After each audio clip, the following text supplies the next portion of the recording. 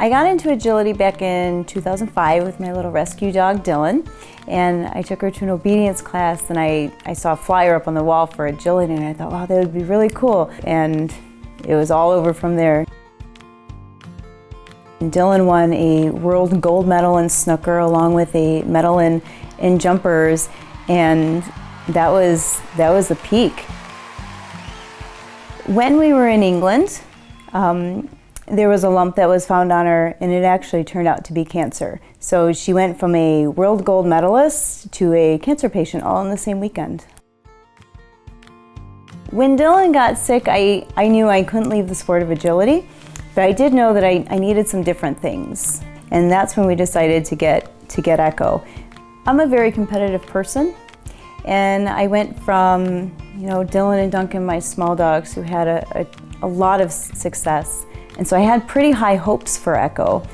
And I knew it was going to be different going into a big dog than with a small dog, but that didn't change what my goals were going to be. I wanted to be the best that we could be. I wanted to be very competitive with him. He was a difficult dog for me when he was young. He was extremely independent. He very much was a party of one, and I was not invited. He really didn't need me, didn't want me, and it killed me to love this puppy so much, and he really wanted nothing to do with me. I had to stop and think about it. I actually took a step back. I looked at everything. I looked at where we were, where I wanted to be with what my goals are, and I realized he's a very bright dog. I'm not a bad handler. There's got to be something missing. Come. We signed up for Handling 360 in January of last year, and we started right back at foundation work, right at square one. And by the end of January, I remember being at a trial, and I picked up one of my arms that I normally would have used to bring him in, and he sucked right by a jump. And I couldn't understand until I stepped back and said, oh my gosh, that's one of the drills that we've been doing. He has now learned so well what that arm means, and he came right in, and I thought, wow, that's pretty incredible. For less than a month, he's already being super responsive to my cues. He's taking what we did in those drills, and he's applying them on course that I didn't even plan on.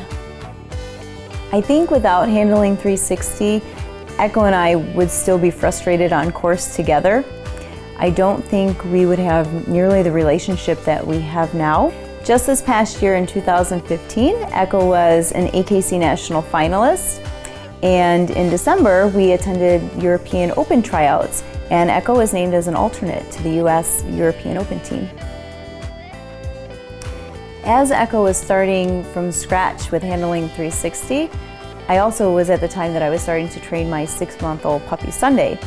And they got to do the same games as each other, the same foundation flat work together. It was neat watching a young puppy and an experienced dog go through the same kinds of games and drills. At just 17 months old, Sunday actually has more skills at this age than any dog I've ever had. And I was just thinking how incredibly glad I am that Sunday is going to grow up in this Handling 360 system. Stay.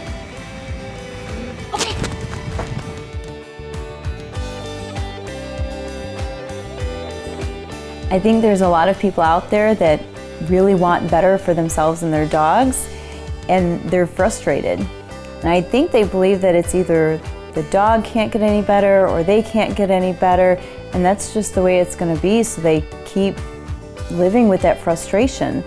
I just want to tell people that it doesn't have to be that way. Try Handling 360. I know it's a little scary because it's a different approach, but sometimes a different approach is really what you need. In agility, you get a lot of help from different sources, but there's really only 1 or 2 things that come along that are true game changers. And for me, Handling 360 was one of those. Hi, I'm Susan Garrett, founder of Handling 360 and world champion of dog agility. If you'd like to learn how you and your dog can have an inspired agility transformation of your own, join us at handling360.com to learn more.